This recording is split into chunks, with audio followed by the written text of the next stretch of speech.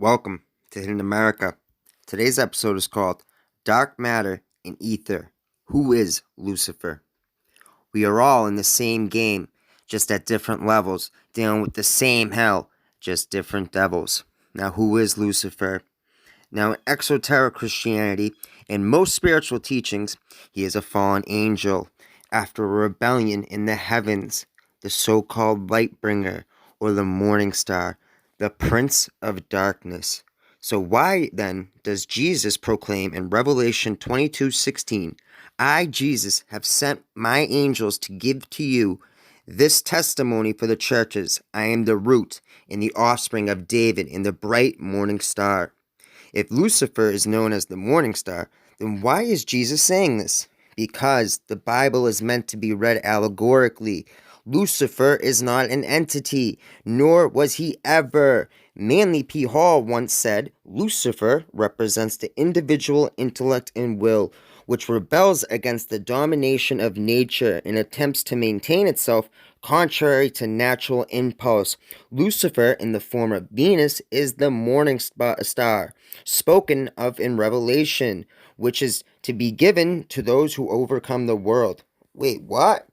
Now, Albert Pike, 33rd degree Freemason, says, Lucifer, the son of the morning, is it he who bears the light and with its splendor intolerable blinds feeble, sensual, or selfish soul?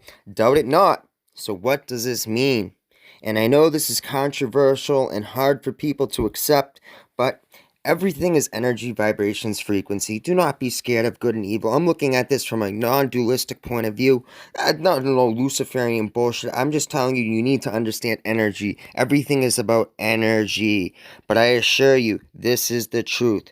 Lucifer is not an entity. Lucifer is not Satan. Lucifer is simply an energy. Not a male energy either, but a female energy.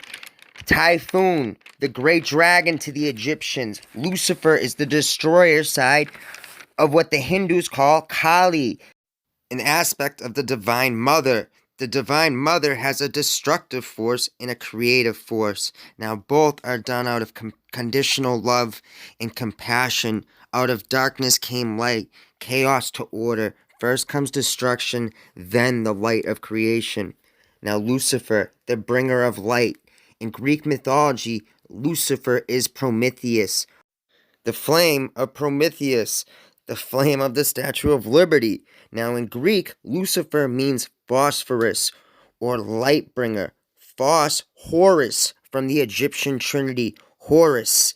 Hence Crowley's Age of Horus. Lucifer is really phosphorus that resides in all of our DNA. The light trapped in matter, the light within all of us, which Jesus found, and we can all find this.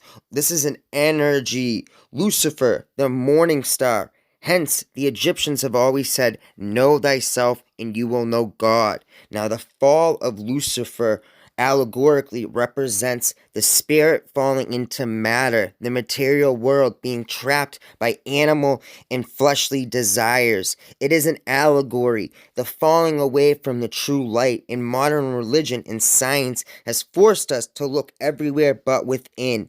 As above, so below. As within, so without. The spirit trapped in matter, tricked by the false light in this material matrix. Lucifer is represented by the phoenix rising out of the ashes. Phosphorus is used to start fires. The fire is the true light and energy of consciousness, the light bearer. What Lucifer represents is bringing the light of awareness to humanity in the form of fire. He took a fall for this allegorically. Aether is the hidden god, the quintessence, the fifth element, what pseudoscience refers to as dark matter. This, in Greek mythology, this was the primordial god of light, born of chaos. This is Lucifer. Lucifer is the energy of the dark in the form of Aether. It is the energy of the light in the form of Azoth.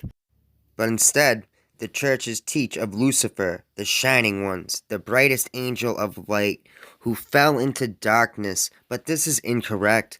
Darkness, the Akash, created Aether. that created the tattvas, or the element, vayu, or fire, which was the first element. Hence, let there be light. Fire is still worshipped to this day. The next element was water, then air, then earth. Fire, water, and air being the three basic principles. Air being the equilibrium.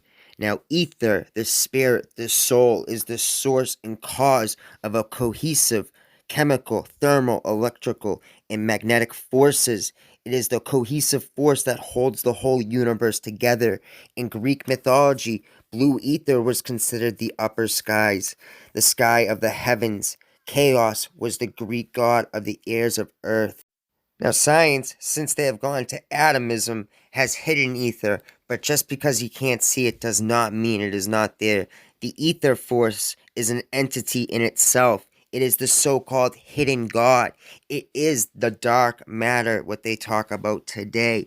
Ether was the cause of all the other elements. It is the spark within matter.